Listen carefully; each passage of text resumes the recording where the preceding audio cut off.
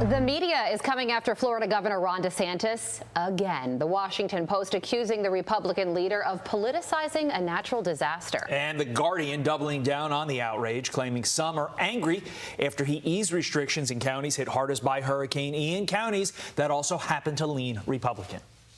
Joe Concha, author of Come On Man, joins us now. Joe, what do you make of this criticism? Yeah.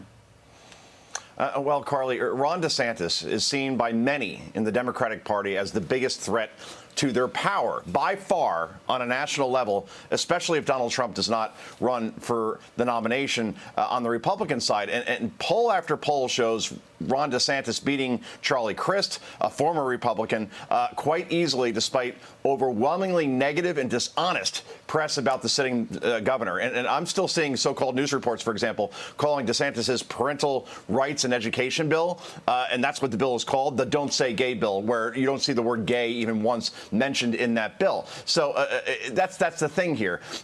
Ron DeSantis will be attacked at any moment, at any time, particularly by national media that isn't even in Florida, because, again, he is seen as somebody who, if he runs, can be somebody who could be the next president of the United States. Also, Joe, I was under the impression the left loved mail-in voting whenever you could get it, but apparently not in this case. Meantime, Dr. Fauci deflecting responsibility for school closures in an interview while admitting to the negative effects for children. Take a listen.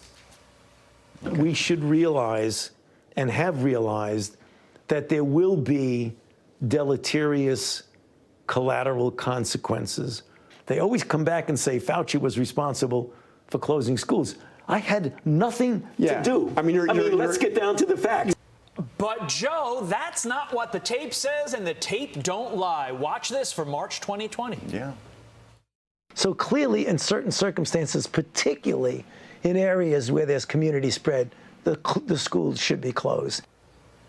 Joe, has he or will he ever take responsibility for the harm that he caused?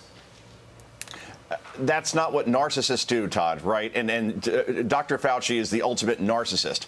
This is somebody who has done far too many interviews and never turns down an interview request, it seems, because he loves the sound of his own voice. And in the beginning, I was the first person to praise him over and over again. But then after a while, you saw this pattern of him just showing up on television and sharing his feelings on things instead of the data and the facts. And now he is seen, just like so many other folks, unfortunately, in the CDC and NIH, as political, as pushing a political agenda. And I didn't see him speaking up soon enough, particularly when my kids were in masks, when they were in kindergarten, when it was clearly seen that it made no difference whether they were masked or not, and they should have been in schools far sooner than they were. Now we see the effects, unfortunately, of keeping kids out of school too long, when it was seen clearly that was the case. They should have been back in. Dr. Fauci needs to go and needs to stop being on television so much because, again, this is somebody who is